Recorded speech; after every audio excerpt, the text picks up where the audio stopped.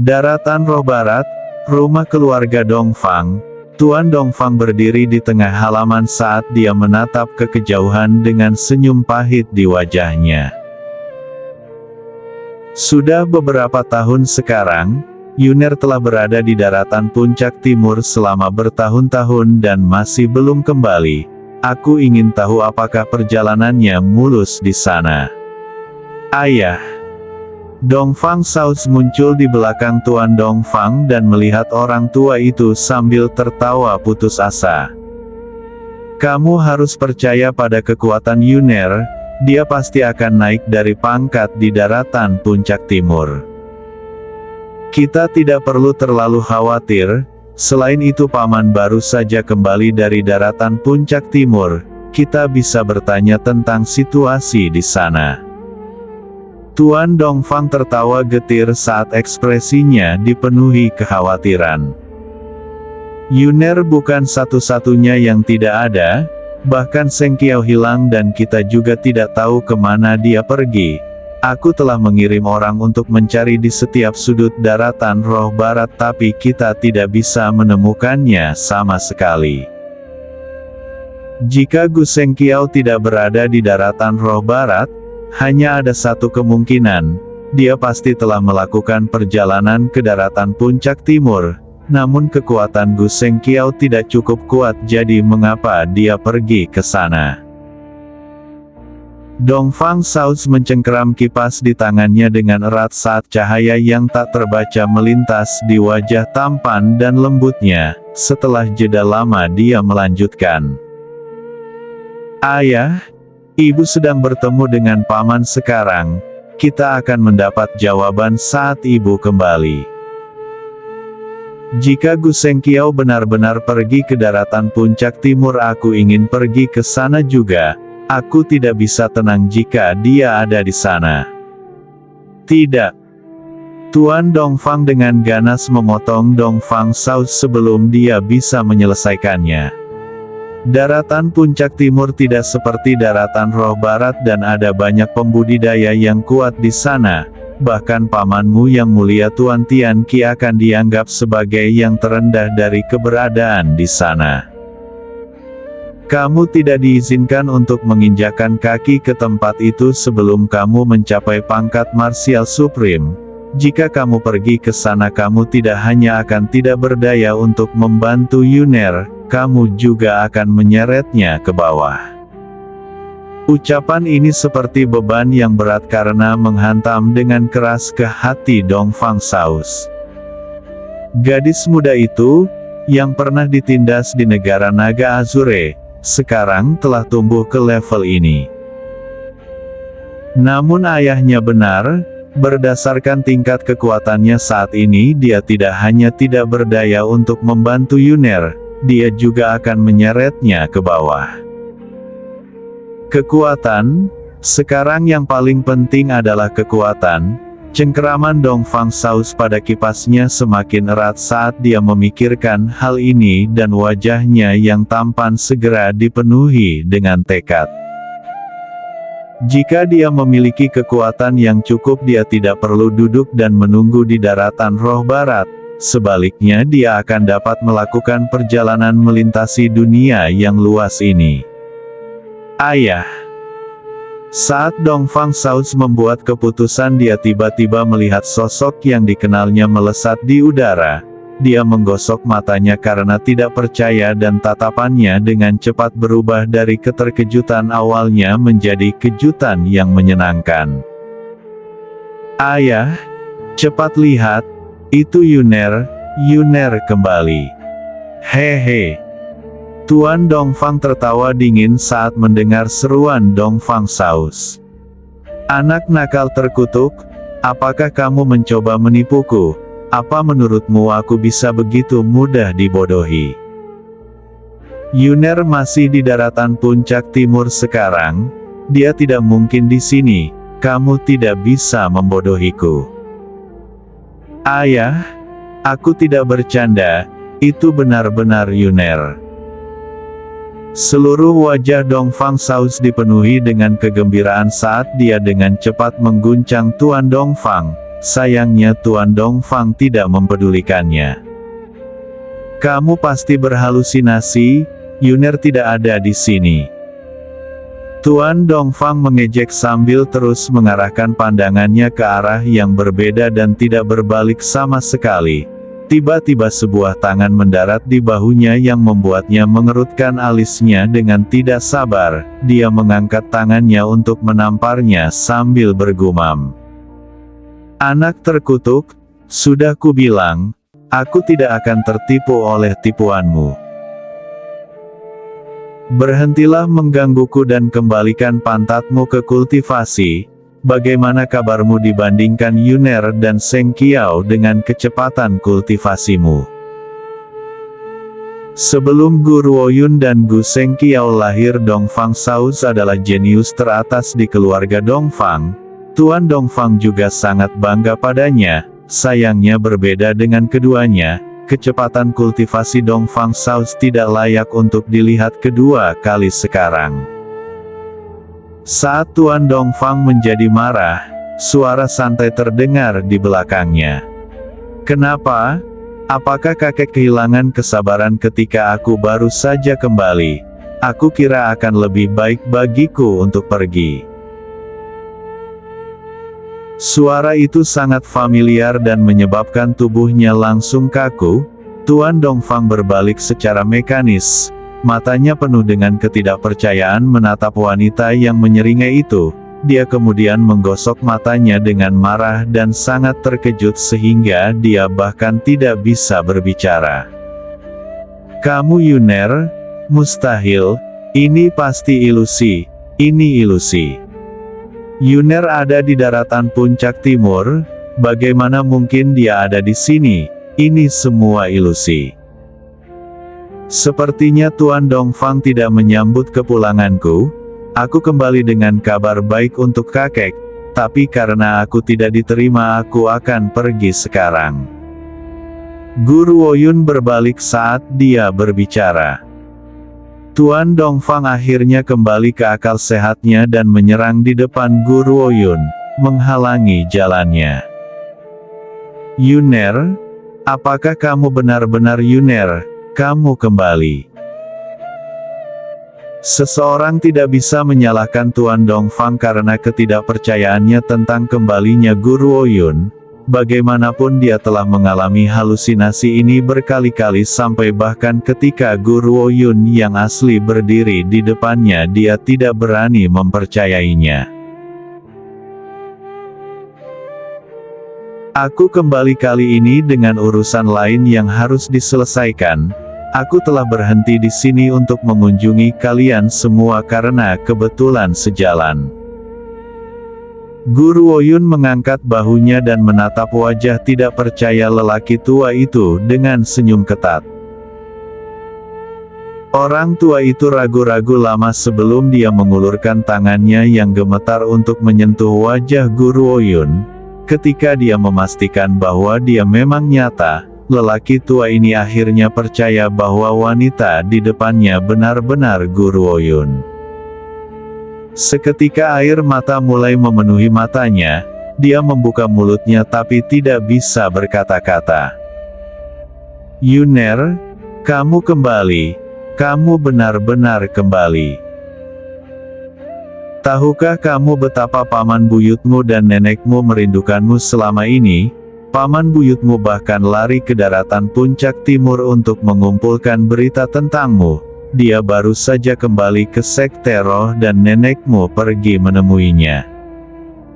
Mendengar apa yang dikatakan orang tua itu, hati Gu Ruoyun melembut dan wajahnya bersinar dengan senyuman.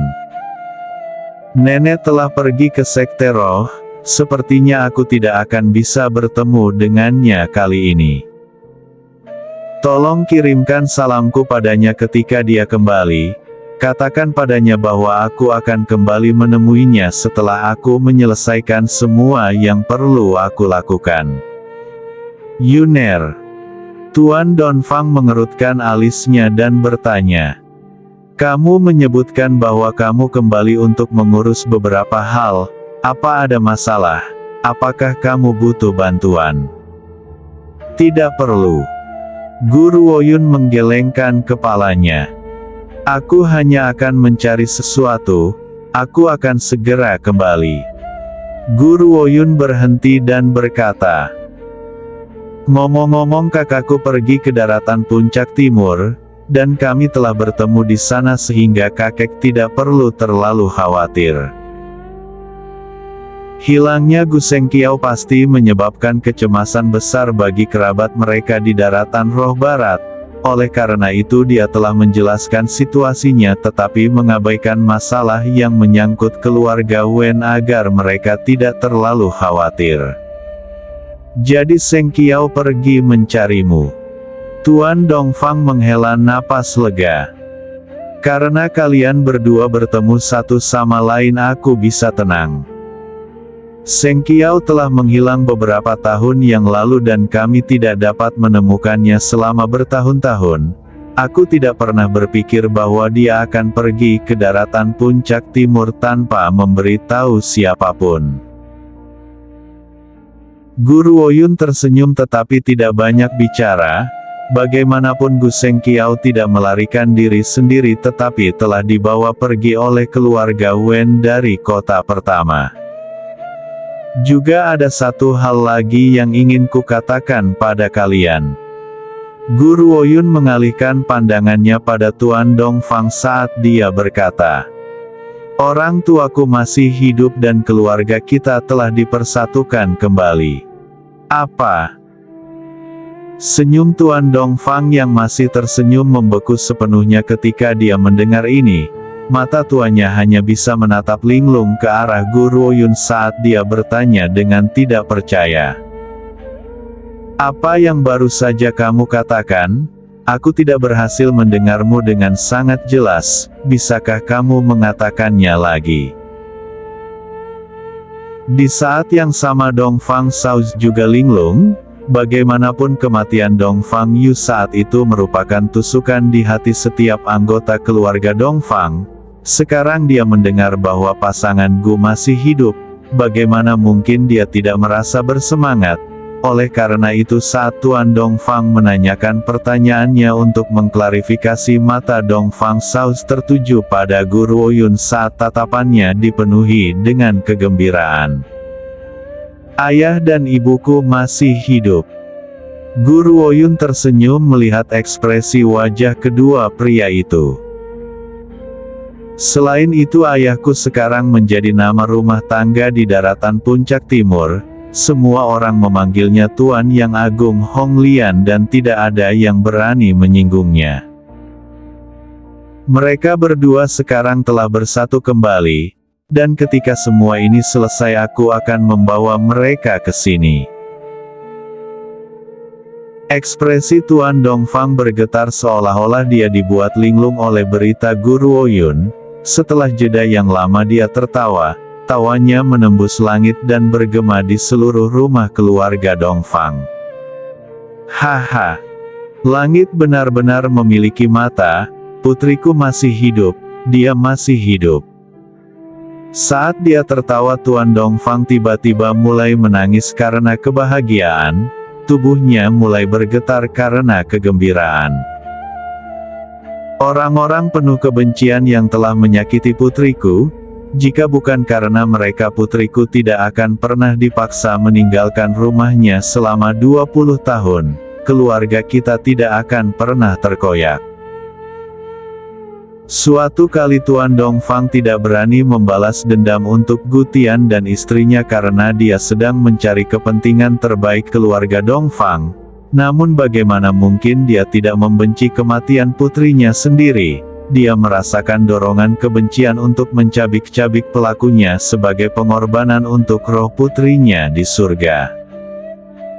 Namun sebagai kepala keluarga dia tidak bisa melakukannya. Jika tidak dia tidak hanya akan gagal membalaskan dendam putrinya, dia juga akan menyeret keluarga Dongfang ke dalam kehancuran, karenanya dia telah menahan semuanya di dalam. Sekarang dia tahu bahwa Dongfang Yu masih hidup, bagaimana sekarang dia bisa merasa bersemangat. Tuan Dongfang, Paman. Guru Woyun memandang Tuan Dongfang dan Dongfang Saus yang sama bersemangatnya saat dia tersenyum tipis. Aku tidak bisa tinggal terlalu lama kali ini, aku masih memiliki masalah penting lain yang harus diselesaikan, jadi aku akan pergi dulu. Tuan Dongfang tersentak sebelum dia dengan lembut menepuk pundak Guru Woyun dan berbicara dengan tulus. Gadis kecil, nenekmu telah merindukanmu selama bertahun-tahun. Setelah kamu menyelesaikan masalahmu, jangan lupa untuk datang kembali. Guru Woyun dengan lembut mengangguk, dia menatap Tuan Dongfang dan Dongfang Saus untuk terakhir kalinya sebelum berbalik dan berjalan keluar dari halaman. Segera sosok berjubah hijau itu menghilang di depan mata mereka. Ayo pergi ayah. Dongfang Saus menurunkan kelopak matanya dan tatapan lembutnya dipenuhi dengan tekad. Aku percaya bahwa Yuner akan segera kembali. Yang bisa kita lakukan sekarang adalah meningkatkan kekuatan kita agar kita tidak menjadi beban baginya. Mengikuti peningkatan kekuatan Guru Woyun, musuh-musuhnya juga menjadi lebih kuat. Jika kekuatan keluarga Dongfang tidak meningkat, mereka mungkin akan menyeret Guru Woyun ke bawah dalam prosesnya. Tuan Dongfang tertawa getir, pada akhirnya dia berbalik tanpa sepatah kata pun. Namun tidak ada yang memperhatikan bahwa punggung Tuan Dongfang menjadi lebih tinggi dan lebih tegak, bahkan bayangannya perlahan tumbuh membesar.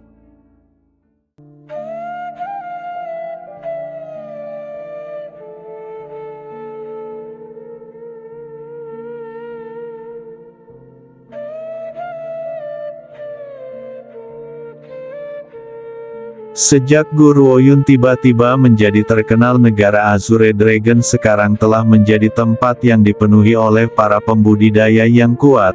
Alasan utama untuk ini adalah karena Aula 100 Herbal milik Guru Woyun, yang telah menciptakan pemandangan unik di negara Azure Dragon.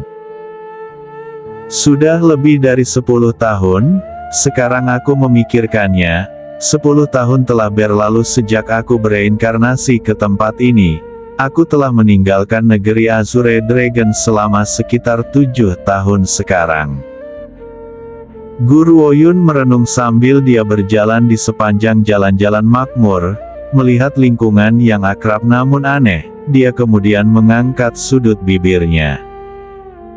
Aku tidak pernah berpikir bahwa aku akan kembali ke sini karena jalan lain ke alam bumi gelap ada di negara Azure Dragon. Negara Azure Dragon, disinilah reputasinya pertama kali meningkat. Sebelum itu Guru Woyun adalah orang terkenal yang tidak berguna yang menderita penghinaan dan telah dipukuli sampai mati oleh kakeknya sendiri. Kemungkinan 10 tahun yang lalu, orang-orang itu tidak pernah mengira bahwa dia akan mencapai banyak hal hari ini.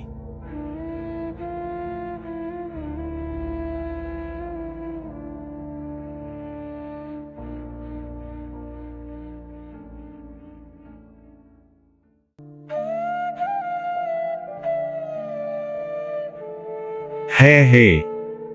Ketika kamu berbicara tentang negara Azure Dragon, kamu mungkin diizinkan untuk mengabaikan siapa penguasa kita saat ini atau siapa putra mahkota. Namun ada satu orang yang diketahui semua orang di daratan ini. Orang itu adalah keluarga Gu yang dulunya tidak berguna dalam keluarga Gu 10 tahun lalu, Guru Woyun. Berbicara tentang Guru Woyun, dia benar-benar keajaiban saat itu. Pada saat itu semua orang memperlakukannya dengan jijik dan semua orang ingin memukulinya. Sekarang bahkan dua otoritas besar tunduk padanya. Kamu harus tahu bahwa dua otoritas besar adalah supremasi tertinggi yang menguasai daratan kita. Awalnya ada 3 otoritas besar, Namun alam abadi yang dulunya adalah salah satu dari 3 otoritas besar dihancurkan oleh tangan Guru Woyun sendiri.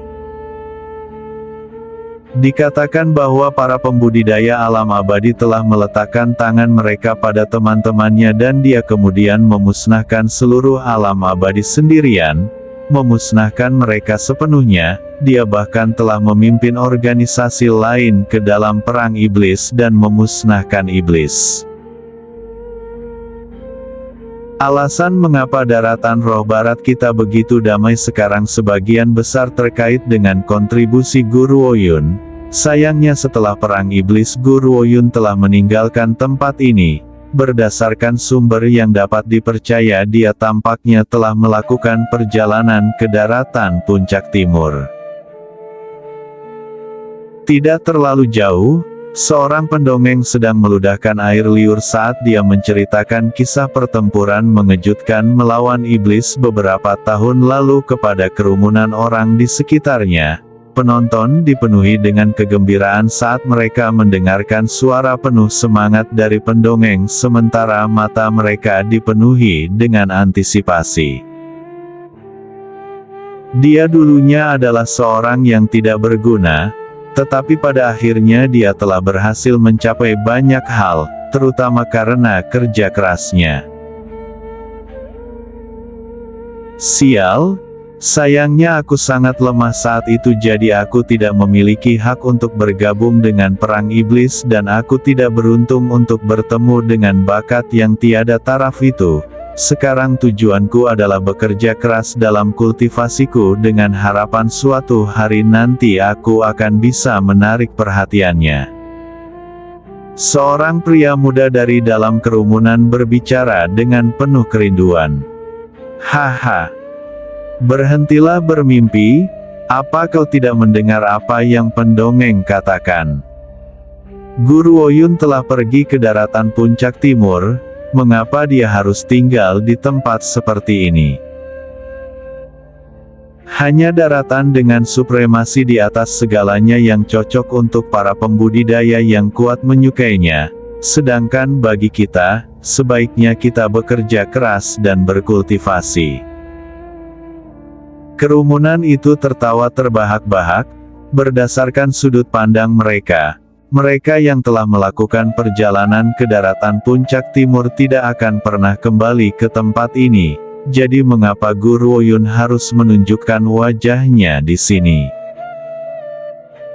Bagi mereka, mereka hanya bisa menginjakan kaki di daratan lain dengan bekerja keras dalam kultivasi, hanya dengan begitu mereka akan memiliki kesempatan untuk mengenalnya. Ayo pergi. Guru Woyun menggelengkan kepalanya saat dia dengan lembut membelai pria kecil di pelukannya dan dengan tenang berkomentar. Anak kecil itu mendengkur dan membenamkan kepalanya ke dada Guru Woyun, terlihat sangat bahagia. Tepat saat Guru Woyun hendak pergi, sebuah suara tiba-tiba berteriak padanya. Hei, apa kau meremehkan mimpiku? Apakah kalian semua berpikir bahwa aku tidak akan pernah memiliki kesempatan untuk bertemu dengan jenius tak tertandingi dalam hidup ini? Seluruh wajah pemuda itu memerah, dia memelototi orang-orang di sekitarnya dengan marah sebelum dia berbalik menghadap Guru Woyun, penuh dengan amarah. Pria muda itu jelas orang yang sama yang mengatakan bahwa dia ingin menerima perhatian Guru Woyun, namun dia tidak bisa menerima cemoohan dan penghinaan kerumunan. Ketika dia melihat ekspresi ceroboh di wajah Guru Woyun, dia berpikir bahwa dia meremehkan mimpinya dan menghentikannya karena kemarahan yang timbul dari rasa malunya. Pada saat itu mata semua orang mengikuti pemuda itu dan menoleh ke arah Guru Woyun. Biar ku beritahu, aku sudah bekerja sangat keras agar aku bisa menerima bimbingannya, namun kamu berani meremehkanku. Pemuda itu sangat marah, dia telah mengidentifikasi Guru Woyun sebagai seseorang yang meremehkannya juga. Jika aku lahir beberapa tahun sebelumnya, aku berani menjamin bahwa aku akan menjadi bagian dari perang iblis tahun itu. Sekarang kalian yang meremehkanku harus meminta maaf.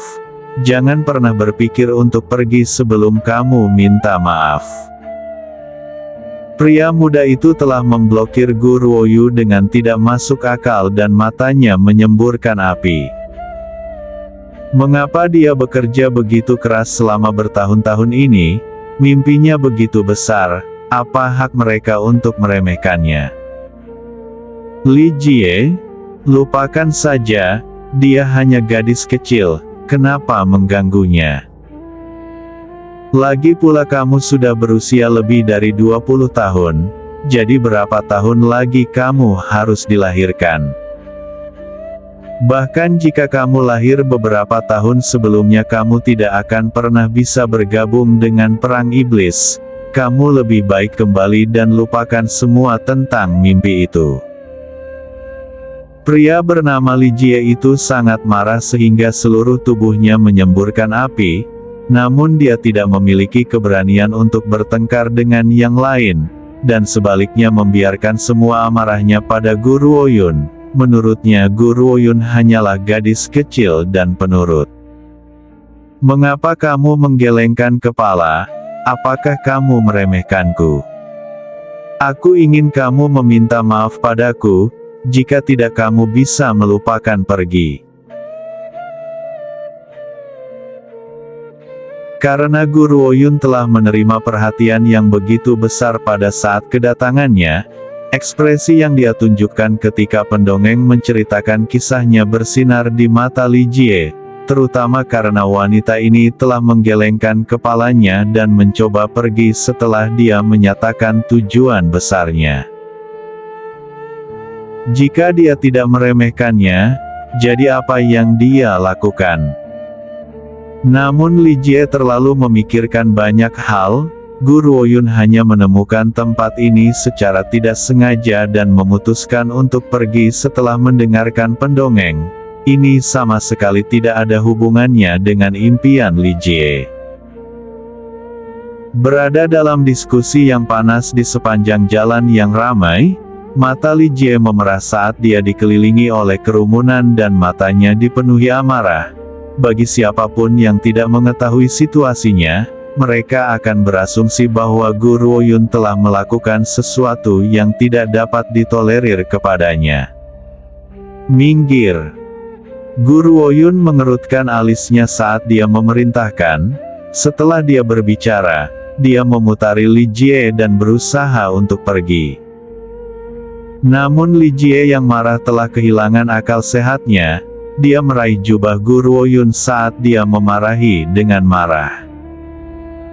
Tidak, kamu harus minta maaf padaku. Jika kamu tidak meminta maaf, lupakan memikirkan untuk meninggalkan tempat ini. Tiba-tiba kekuatan yang kuat meledak dari tubuh Gu Ruoyun dan melemparkan tangan Li Jie. Li Jie dikejutkan oleh gelombang kekuatan Gu Ruoyun yang tiba-tiba saat suaranya yang tenang dan lapang terdengar sekali lagi. Di dunia ini tidak ada yang terlahir jenius. Jika kamu ingin menjadi pusat perhatian, kamu tidak akan menemukannya di sini. Kamu hanya akan mendapatkan perhatian semua orang ketika kamu bekerja keras dalam kultivasi. Tidak ada gunanya bagimu untuk teriak-teriak di sini. Gu Ruoyun kemudian terus bergerak maju tanpa melihat ke belakang setelah mengatakan bagiannya. Li Jie menatap linglung pada kilatan jubah hijau dan tidak dapat kembali ke akal sehatnya setelah waktu yang lama. Wanita ini telah mengetahui niatnya dengan satu pandangan. Dia benar, dia ingin Gu Ruoyun menjadi gurunya karena dia ingin menarik perhatian semua orang suatu hari nanti. Namun dia tidak pernah benar-benar ingin menjadi muridnya. Dia terlalu suka menjadi pusat perhatian. Jika dia bisa menjadi murid jenius yang tak tertandingi, semua orang di daratan akan tahu tentang keberadaannya. Pada saat itu banyak wanita cantik akan bergegas ke pelukannya. Aku rasa aku tahu siapa dia. Pendongeng yang mengamati interaksi Guru Oyun kembali ke akal sehatnya dan berseru dengan bingung. Jika aku tidak salah, wanita itu adalah Guru Oyun. Apa? Kata-kata Guru Oyun membuat kerumunan linglung dan mereka menatap pendongeng dengan tidak percaya. Apakah kamu yakin menemukan orang yang tepat? Li Jie dengan lesu berbalik dan menelan. Dia adalah Guru Oyun. Bagaimana ini bisa terjadi? Menurut legenda Guru Oyun telah melakukan perjalanan ke daratan puncak timur, jadi mengapa dia muncul di negara Azure Dragon yang relatif biasa? Benar, dia adalah Guru Oyun. Pendongeng itu mengangguk. Kali ini suaranya penuh dengan kepastian saat dia melanjutkan. Seorang teman baikku pernah memiliki keberuntungan untuk berpartisipasi dalam perang dewa dan iblis. Dia telah melihat Guru Oyun saat itu dan menggantungkan potret dirinya di ruang kerjanya. Aku telah melihat potret ini ketika aku mengunjungi ruang kerjanya. Aku hanya mengatakan bahwa wanita ini terlihat sangat akrab. Sekarang aku ingat siapa dia. Kerumunan itu benar-benar tercengang seolah-olah mereka disambar petir. Li Jie yang berdiri di jalan Guru Oyun merasa sangat terkejut. Hatinya kemudian dipenuhi dengan penyesalan seolah-olah ada semut yang menggerogotinya. Namun demikian penyesalannya bukan karena dia telah menyinggung Guru Oyun. Sebaliknya dia menyesal karena tidak memanfaatkan kesempatan untuk memintanya menjadi gurunya. Jika dia memiliki guru yang tiada taraf, berapa banyak otoritas yang lebih menakjubkan yang akan dia peroleh sejak saat itu. Tidak, aku tidak bisa meninggalkan hal-hal seperti ini. Aku harus menjadikannya guruku. Li Jie mengepalkan tinjunya dan diam-diam bersumpah sambil menatap ke arah kepergian Guru Oyun.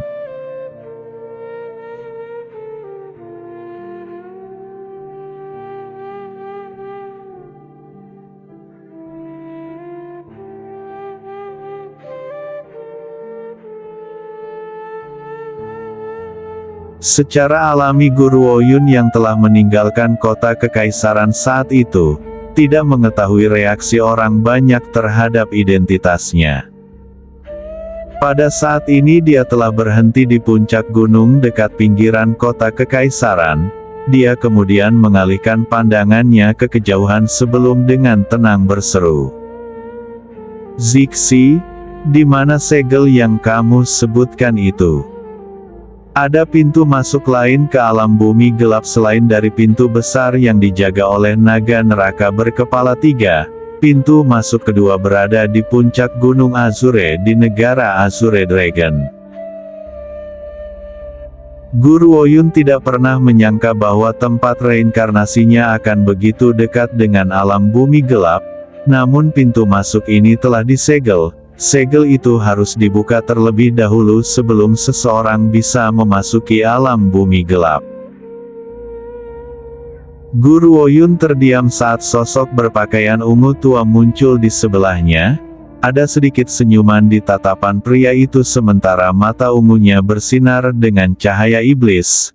Wajahnya sangat tampan dan jubah ungunya menunjukkan aura yang mulia dan jahat. Kesempurnaan dan penampilannya yang luar biasa sangat kontras dengan lingkungan sekitar gunung yang telanjang. Gadis kecil, aku bisa membantumu membuka segelnya, tapi begitu segelnya rusak, kamu masih harus menghadapi bahaya lain. Aku harus tidur nyenyak untuk membantuku membuka segel, jadi kau harus menghadapi bahaya di depan sendirian. Apakah kamu sudah memikirkan hal ini? Saat dia melihat ke mata pria itu, Guru Oyun mengangguk dengan pasti. Untuk Xiaoye aku harus memasuki alam bumi gelap apapun yang terjadi. Baiklah. Zixi menghela napas sebelum berkata. Aku akan membuka segel untukmu sekarang. Jika kamu mengalami masalah saat memasuki alam bumi gelap, jangan mencoba untuk pamer. Jika kamu bisa lari-larilah, aku akan datang dan membantumu setelah aku pulih. Mata pria itu dipenuhi dengan kecemasan dan keengganan yang ekstrim. Setiap kali dia terbangun, gadis kecil ini akan diburu untuk mati atau ditutupi bekas luka. Bagaimana dia bisa meninggalkannya sendirian untuk memasuki alam bumi gelap tanpa khawatir sama sekali? Zixi. Guru Ouyun menatap wajah tampan pria itu dan tersenyum tenang. Jangan khawatir, ketika kamu bangun kamu akan menemukanku sama sekali tanpa cedera. Gadis kecil, jika kamu benar-benar mengalami krisis, kamu harus membangunkanku, mengerti? Zixi meletakkan tangannya di bahu Guru Ouyun saat dia mendesaknya dengan cemas. Alam bumi gelap tidak seperti tempat lain, sangat berbahaya di sana. Jika kamu tidak pergi ke sana untuk menyelamatkan Qian Beiye, aku tidak akan pernah membiarkanmu menginjakan kaki ke tempat itu. Guru Ouyun menurunkan kelopak matanya. Jika aku terpaksa membangunkanmu, berapa harganya? Setelah mendengar ini Zixi gemetar dan tersenyum lembut saat cahaya yang tak terbaca melintas di mata ungunya. Ini bukan harga yang sangat mahal, aku hanya akan pusing selama beberapa hari. Cedera kecil ini tidak ada artinya bagiku. Benarkah itu saja? Guru Ouyun menggelengkan kepalanya. Tidak peduli apa, dia tidak akan pernah membangunkan Zixi secara paksa. Dia mengerti bahwa membangunkan seseorang yang telah tertidur lelap tentu tidak semudah sakit kepala selama beberapa hari, terutama karena Zixi tidak mau mengungkapkan harga sebenarnya padanya. Ini membuktikan bahwa harganya akan terlalu mahal. Jika dia membahayakan nyawa Zixi demi dirinya, dia akan menyesalinya selama sisa hidupnya. Zixi, aku siap, kamu bisa membuka segelnya sekarang. Apapun bahaya yang ada di depan setelah segelnya dibuka, aku akan menghadapi semuanya. Tinju Guru Ouyun terkepal erat saat matanya yang jernih dan dingin dipenuhi dengan tekad. Xiaoye, tunggu aku akan segera mencapai alam bumi gelap dan menyelamatkanmu. Senyuman di bibir Guru Ouyun menjadi sangat lembut ketika dia memikirkan tentang pria berambut perak yang tiada taraf, namun rasa pertimbangan segera memenuhi wajahnya, membawa kemauan yang kuat yang tidak akan pernah bisa dihancurkan. Gelombang cahaya ungu tiba-tiba meledak, menyelimuti seluruh pegunungan. Sebuah pintu besar tiba-tiba muncul di depan Guru Ouyun. Sesuatu di pintu menariknya dan dia tidak bisa menahan untuk tidak berjalan ke dalamnya.